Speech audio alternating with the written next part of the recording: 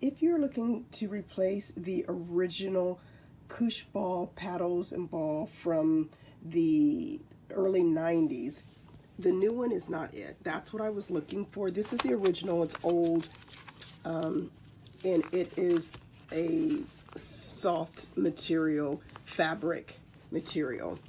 And here is the one of the original Koosh balls as well. If you get this one here, it is some rubbery material that kind of makes a noise. It's almost rubber band like. And this is the ball. And as you can see, if you put them side by side, totally different size balls.